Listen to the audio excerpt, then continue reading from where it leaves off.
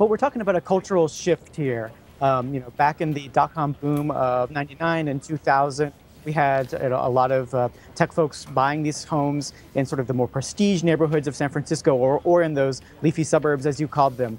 But in the last couple of years, as we've had the booming times for social networking services like Facebook and Zynga and LinkedIn, they're focusing on different neighborhoods in San Francisco. Now we've got the areas like the Mission, which is a formerly Hispanic neighborhood that is increasingly being gentrified. And we're seeing in the last year or so, prices go straight through the roof there. About 44% up for the average price of a house in this Mission neighborhood of San Francisco in December versus the year before.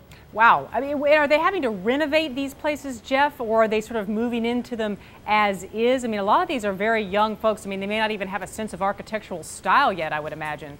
That's right, these are young folks, but you know what? They do have an interesting sense of style, but it's all their own. It's different from the Gordon Gekko-esque mansion styles that we might have seen a decade ago. They want an old Victorian or something that's really unique and different, maybe a style from the 70s even that older money might turn their nose up at, but these folks see as excellent. You know, one of the biggest factors in determining which neighborhoods are hot right now in San Francisco is the bus.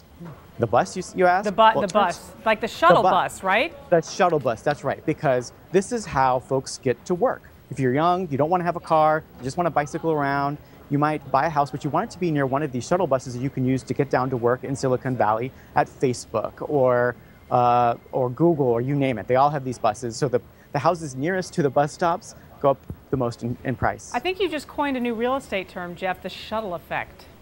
That's right. That's what people talk about here. All right. What about the local economy? Because I can imagine that when you have sort of a concentration of these newly minted millionaires and billionaires in some cases, that the local economy sort of springs up around it and morphs to fit their needs. What are you seeing?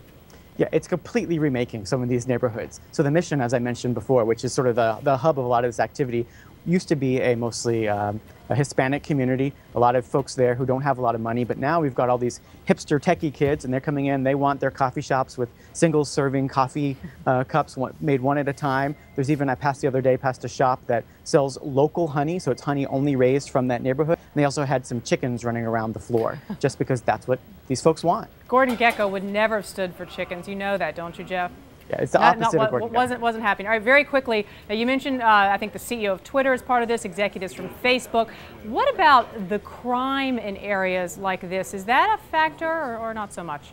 You know, it's a really good point. These are neighborhoods going through change, and there have been some murders and attacks that happen in here. There's two known gangs that are warring each other in some of these neighborhoods.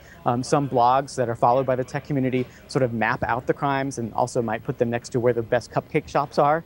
You know, folks say it's about living together, and they're trying to figure that out. But that is a factor that might scare away some older couples or folks with families. But for these younger tech folks, they want to be in the middle of this thriving salon of a community.